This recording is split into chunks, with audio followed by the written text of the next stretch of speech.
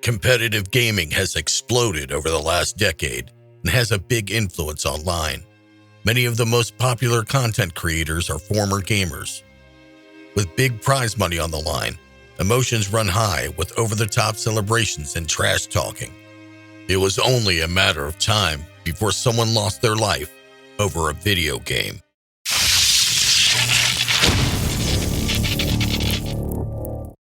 One of the most popular video game franchises is the Madden NFL series, where gamers can play with their favorite NFL players and teams. It also sets up well for competition, as players compete for substantial prize money in a head-to-head tournament-style format. Not only do the winners get the money, but they also gain notoriety, prestige, and bragging rights. The title is theirs, $400,000 richer after that intense Game 5. And the rings as well, Puckett. The losers are dejected and humiliated, especially when the winners often rub it in their face. Beefs between players are common in esports, with players shouting in each other's faces and posting on Twitter and Facebook. However, it's very rare for these tensions to spill over into physical violence. In 2018, 24-year-old David Katz of Baltimore, Maryland, was an up-and-coming professional Madden player. David's father was an engineer for NASA, and his mother was a state toxicologist. David's parents went through a long, drawn-out, bitter divorce when he was 12 years old that deeply affected him. This is documented in a handwritten letter he wrote to the judge presiding over the divorce case. It's David Katz in his own words. Katz, then 16 years old, sent a handwritten letter to the judge presiding over his parents' bitter divorce case.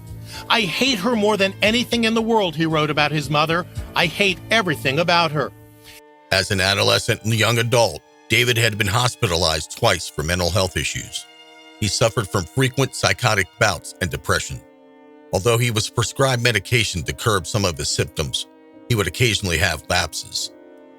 Divorce documents would also reveal that David was suffering from schizophrenia and was prescribed antipsychotic and antidepressant drugs. And, quote, David would go days without bathing, would play video games until 4 a.m. on school nights, and walk around the house in circles. David also punched a hole in his mother's bedroom door after she took a gaming controller from him, and he would throw tantrums and curl up in a ball and cry. It seemed that the only thing that gave him happiness was playing Madden. He would play the game for hours and hours a day. David would become known as a fierce competitor in the Madden professional community. He was known by his gamer tags of Ravens Champ, Bread, and Trex Have a Heart Attack. David first saw success in a Madden tournament in 2017 when he won the 2017 NFL Club Series Championship in Buffalo, New York. His comeback victory was considered the most exciting moment from all of the club championship series across the country, with David completing a game-winning touchdown pass in the final seconds of the game. Jeff Juice, last play of the game. Oh my goodness! Touchdown, the young man from Columbia, Maryland. The last play of the game, and he gets it done. It's a touchdown. While most gamers celebrate a victory in wild fashion, David remained quiet and subdued. He was known for not showing much emotion when he played and was reluctant to speak for interviews. And you did pretty convincingly. Yeah, I don't think of myself as a 7 seed. I think personally I'm one of the better players. As he improved, David started going to Madden events around the country that offered the opportunity for bigger cash prizes. This also meant an increase in the level of competition, and he found moderate success. On August 26th of 2018, it was day 2 of a Madden 2019 qualifying tournament at the Good Luck Have Fun Game Bar in Jacksonville, Florida. There was a $5,000 prize for first place and a chance to move on to the season-ending main event in Las Vegas. The winner of the Las Vegas event would win $125,000. With that kind of money on the line, some of the best Madden professionals across the country attended the qualifying events, and thousands more were watching live on the Twitch streaming platform. Some reported that David had been acting even stranger than usual that day. What exactly did you see in the way of him coming in, he was shooting? Weird all weekend, man. I mean, he had shades on. He didn't speak to anybody. Even after we played, I beat him. I went to shake his hand, tell him good game, and he just looked at me. He didn't say anything. came here. It's 2 days. Today was the second day of competitions. He had on basically the same outfit he had on the day before. So, that was kind of weird, I thought. David would go on to lose to a player by the gamer tag of Bugs, and it knocked him out of the tournament. Players reported that David had an outburst and wouldn't shake hands with Bugs and stormed off in anger. Players assumed that David packed up and went home, but instead he returned with 2 fully loaded handguns, one of which had a laser sight. 2 hours into the tournament, at 1:30 p.m., Katz fired 12 rounds at players and spectators. David's first shot was actually caught on the Twitch livestream, with a laser sight pointed at the chest of 22-year-old gamer Elijah Clayton. A live stream from the tournament captured audio of the chaos that followed. Oh, what are you shooting with? With bullets raining down, players and participants ran or took cover in a fight to survive and made calls to 911. Police and SWAT showed up at the venue at 1:36 p.m. as people attending the tournament posted on Twitter as events unfolded. There was a short standoff, but the gunshots would abruptly cease as David Katz took his own life. Police and emergency personnel began the search of the premises, where they would find the bodies of 27-year-old Taylor Robertson and 22-year-old Elijah Clayton, along with David Katz.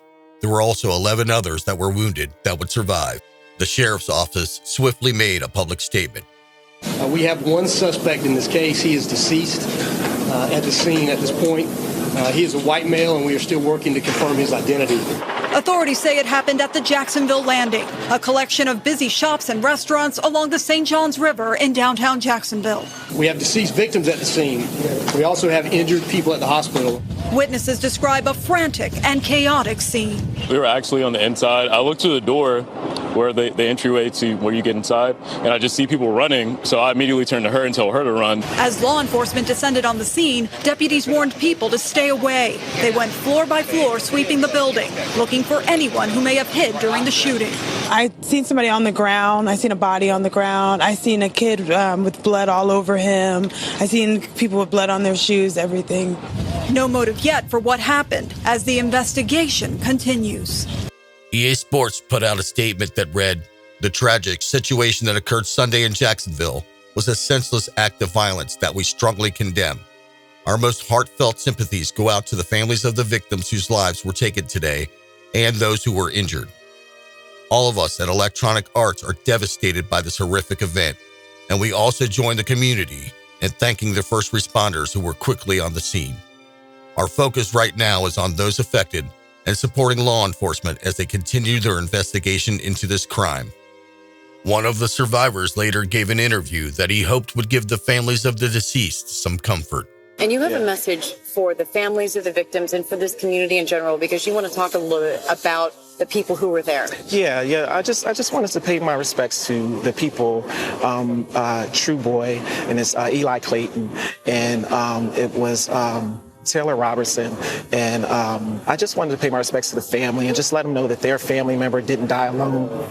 They died with family. Yeah. And they died with a brotherhood that loved them, and they died doing something that they love to do.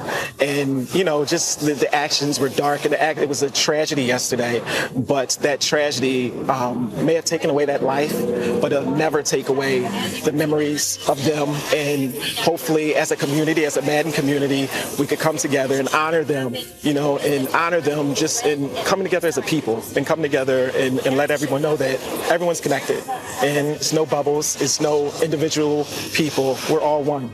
And hopefully those events yesterday cross those lines, merge those lines to where everyone knows that everyone's affected, and we need to work together and understand people's needs and talk to their needs and address their needs, because their needs affect us. Yes. Mm-hmm. We're all in this together. That was beautiful, Toshiba. Yeah. Thank you so much for joining us. Thank you so much. Really appreciate it.